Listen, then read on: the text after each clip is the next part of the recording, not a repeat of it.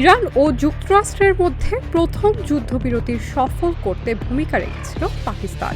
এই কঠিন কাজটি করার মাধ্যমে পাকিস্তান নিজেও লাভবান হচ্ছে। এ নিয়ে রয়েছে নানা আলোচনা। নেটিজেনরাও পক্ষে বিপক্ষে বলছে। সব ছাপিয়ে জনমনেও প্রশ্ন ওঠে, কিভাবে এটি করে দেখালো পাকিস্তান, আর কি কি সুযোগ তারা পেতে পারে। ইরান ও যুক্তরাষ্ট্রের দীর্ঘদিনের বৈরিতা যখন তীব্র অবস্থায়, তখন মধ্যস্থতাকারী তৃতীয় দেশ হিসেবে কাজ করে কূটনীতিক এবং কৌশলগতভাবে বড় সুযোগ তৈরি করেছে পাকিস্তান।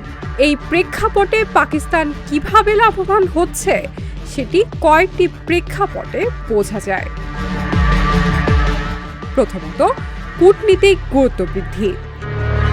মধ্যস্থতার ভূমিকা নেয় পাকিস্তান আন্তর্জাতিক পর্যায়ে বিশ্বাসযোগ্য সংযোগকারী হিসাবে পরিচিতি পেয়েছে।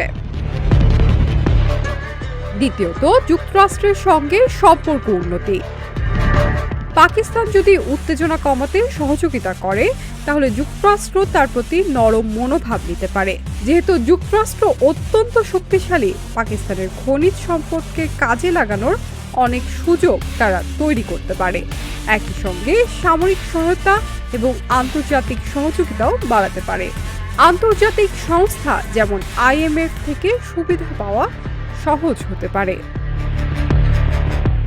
তৃতীয়ত, ইরানের সঙ্গে সীমান্ত এবং বাণিজ্য সুবিধা। পাকিস্তানের সঙ্গে ইরানের দীর্ঘ সীমান্ত আছে।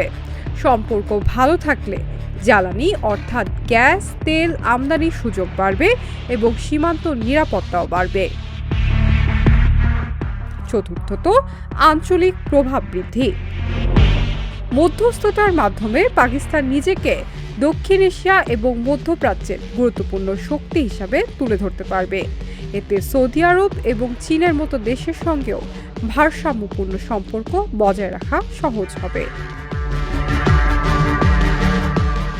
যুক্তরাষ্ট্র সরাসরি সব দেশের সঙ্গে কথা বলতে পারে না, বিশেষ করে ইরানের মতো দেশের সঙ্গে, যেখানে দীর্ঘদিনের অবিশ্বাস এবং কূটনৈতিক বিচ্ছিন্নতা আছে। এই অবস্থায় পাকিস্তানকে মধ্যস্থতাকারী হিসেবে বেছে নেওয়ার পেছনে আমেরিকাও কম লাভবান হবে না। তাই উভয় পক্ষের জন্যই এই চুক্তি গুরুত্বপূর্ণ। Shiny Alam Chowdhury, Dhaka journal.